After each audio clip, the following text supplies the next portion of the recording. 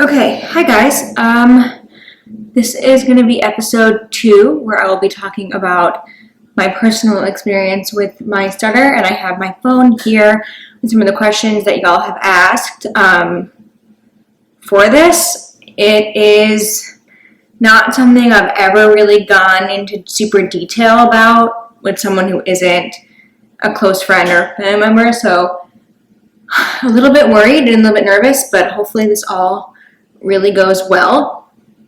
So I guess I'll just start at the beginning. My brother had a stutter and has one, and he's 3 years older than me. So when I began talking, it wasn't exactly unheard of, and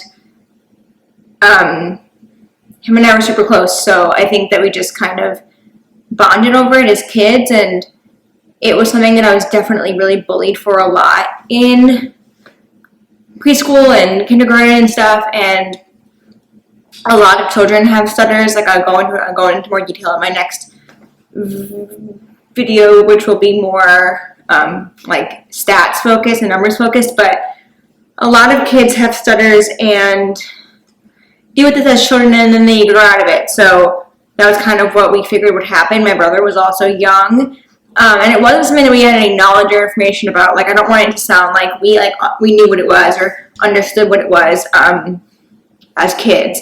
We didn't. My brother never really went to like speech therapy for it, as far as I know. And then in middle school-ish time, we just realized that it wasn't going away, and that's pretty uncommon. Like a very small amount of people who have stutters as children actually have a stutter, like going into, I think, past the age of like 15. So going into middle school, it was, we were a little bit more conscious of it, but it never made me like want to stop talking or anything. I'm very talkative as like a person, so I never really felt like it was gonna hinder me in that way, but it definitely was something that I was aware of. Like in myself, I knew that it was awkward. I got bullied for it like pretty consistently, and I think that was the thing that affected me the most, was like just the bullying that I was getting. For other things as well, I got bullied a lot as a kid in general, but I think that it was easier to bully me also because I had an impediment. And my brother also had one, so again, like we would bond over it at home, and I had that support at home, thank God. But in life, it wasn't really something that I knew or was educated about, and professors and teachers weren't really educated about it either. And so going into high school, when I had oral exams or tests, it really affected, even in middle school too, it really affected my grades because I was failing. I was taking languages like Latin or Spanish that, rely heavily on L sounds. And I was just like failing those classes because teachers didn't understand why I couldn't say anything. So then finally in 8th grade, my mom put me in therapy, speech therapy, and I'd been to therapy before, and I'll go into this more in my therapy video, but I've been to more traditional therapy before as a child, and it didn't really help. It was more focused on like solving the problem rather than adjusting to it, if that makes sense. So my therapists at that time weren't interested in the psychological effects of having an impediment like this. It was more just like, well, if you can't say L, let's work on saying L sounds. And we would tackle sound by sound, and it was like really humiliating because obviously it wasn't going away. So then finally in the 8th grade, my mom put me in therapy. That was age 14. And that really changed everything for me. I think that I just became so much more self-aware of the effects that it was having on every part of my life, from my confidence to my ability to make friends. And I mean, I can talk a little bit about like experiences that I had before I began therapy, before it became really positive. One of those being I was at camp, and we were like decorating signs in our cabin, and the glitter was on the bed, next to me, and I was trying to ask for it, and I couldn't ask for it. I was unable because of my impediment. I was just blocking on the word, and it was just, and I kept trying, and everyone around me, and this is obviously the camp where I was very supported, very cared about by all my friends. It was like a really open place, and still I didn't feel comfortable, and I began to cry, and I, ran out of the cabin.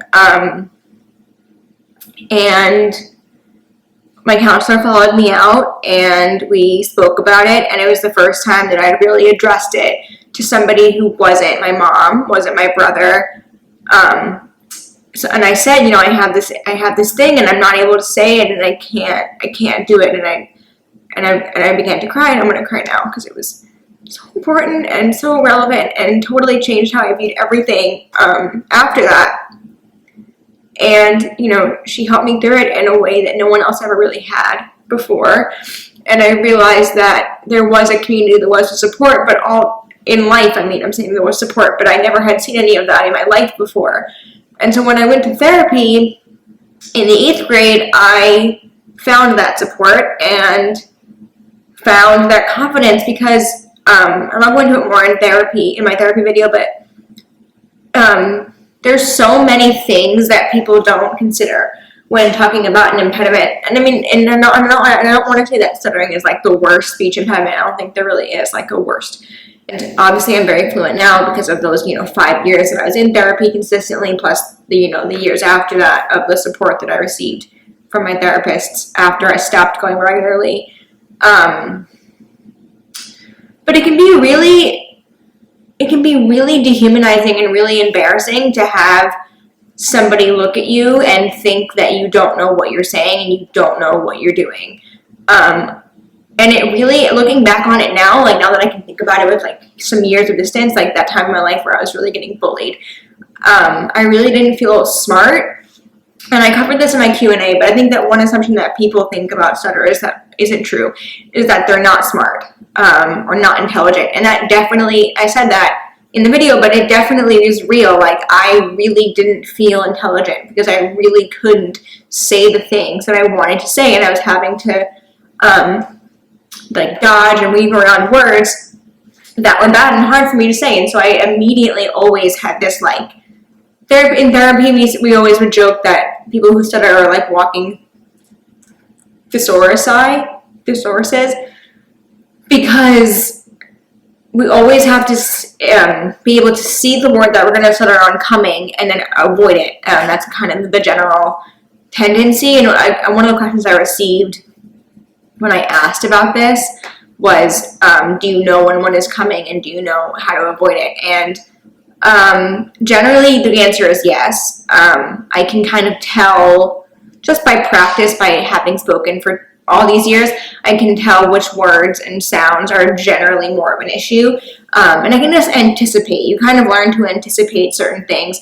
And then you learn, once you figure out what you stutter on the most consistently, then you learn all the different ways to say all the different things that you aren't able to say the first time. I was always thinking about, if you're ever talking to me about anything, I'm always thinking about 10 words ahead, and I'm always thinking about ways to get around the thing I'm trying to say. And I don't do it as much anymore because I think that I'm just more adjusted to it now, and I just like don't really care.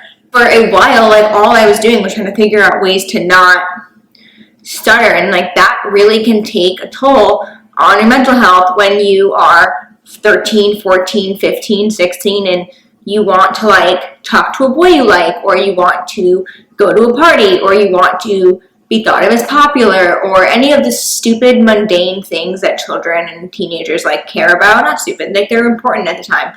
You can't, it's hard because you, on top of being nervous about talking to your crush, you also are thinking that you actually can't even say his name, right? You can't even say hi because it's not going to come out, and he's going to look at you and think that you like are stupid. And that happened, people laugh at you to your face, like, because people don't realize what's happening. And so for some people, some stutterers, I think, just clam up. They just don't see the point because it's humiliating to get laughed at to your face. There's not a lot of things that people will still mock you to your face about, but this they do. And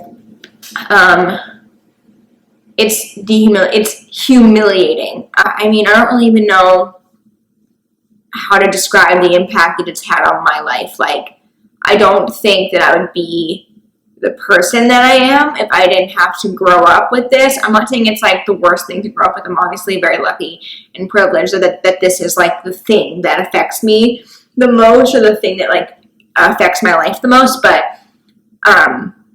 people always ask, like, well, like, how does it feel? Like, how does it feel when you're stuttering? It feels like all of the wind in your whole body, all the air, is sucked out of you, because I can't breathe when I block at all. On any of my different blocks, I can't breathe. My muscles in my throat and chin and jaw completely seize, and I lose complete control of my body for like the seconds that it's occurring. And I'm just stuck in this like silence most of the time, looking at somebody as a stutterer, like, you just feel the seconds go. You just feel it in silence, you know?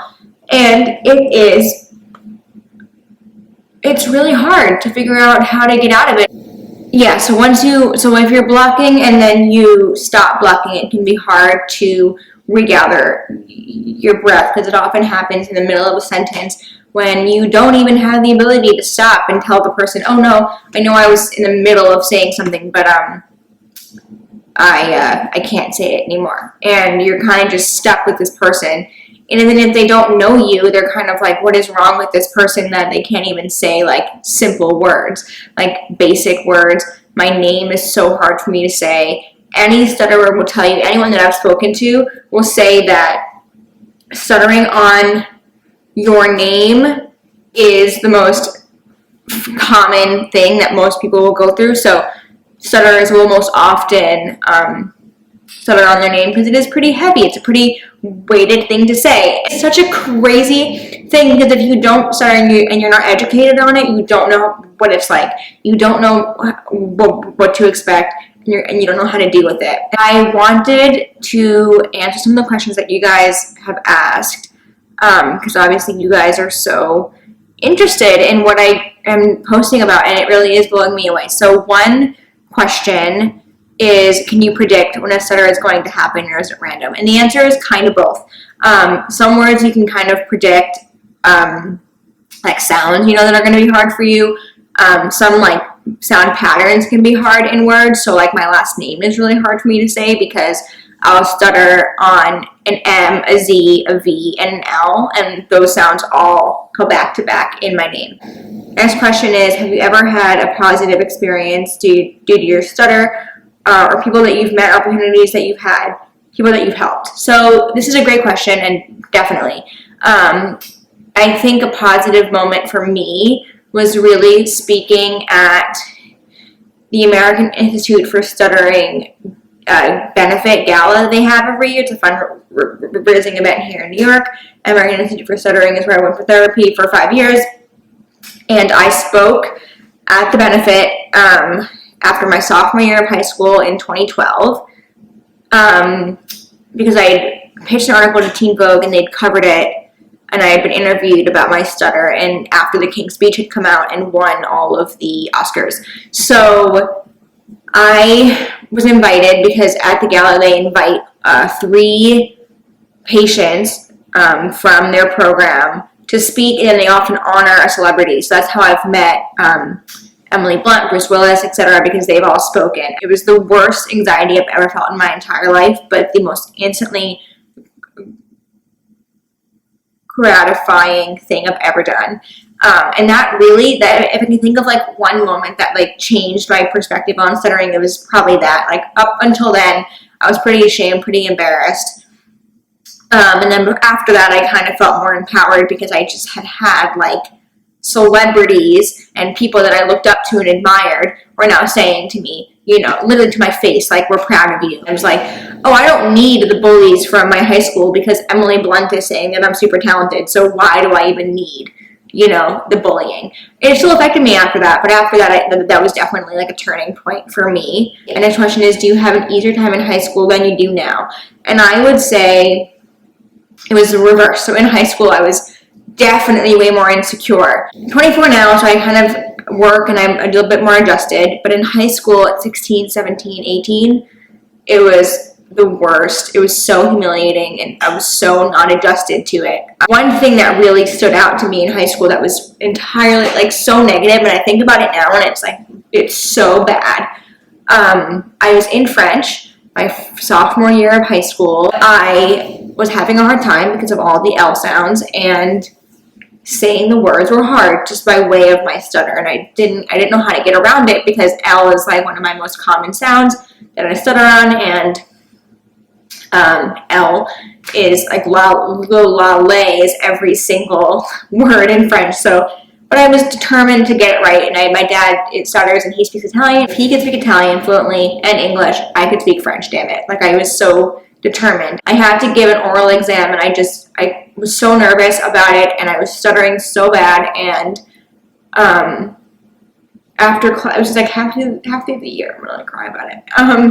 She pulled me aside out of class and said to me that she felt very strongly that I should not take French anymore because I couldn't do it, and I wasn't going to be able to speak French.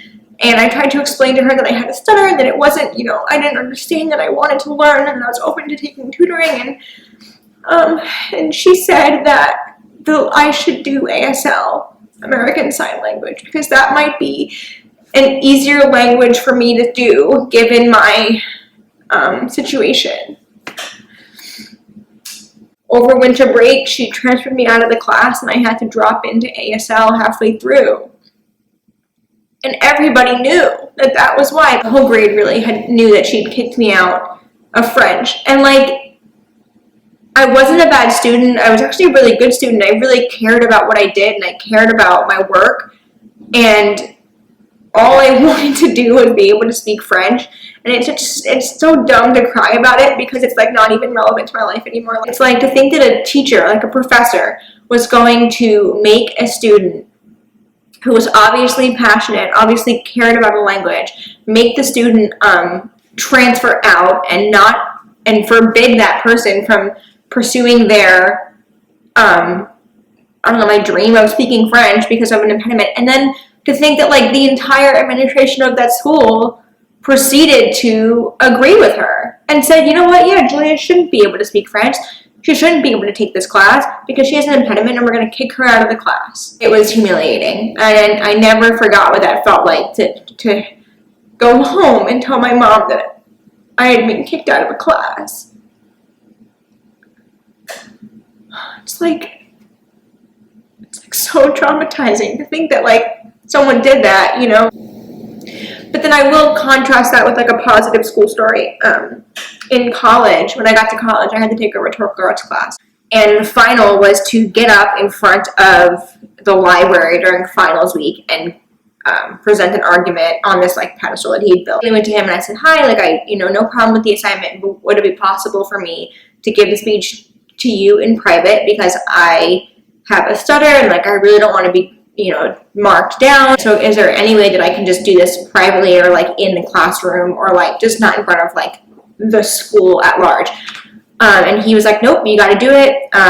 You got to do it. So obviously I kept trying to fight it the whole semester, and I think he thought he was helping me, but I had to get up I was 19, I had to get up on this like platform in front of the library, like the most popular part of my campus at that time. And like I told all my friends that I was doing it. I was like, I need support.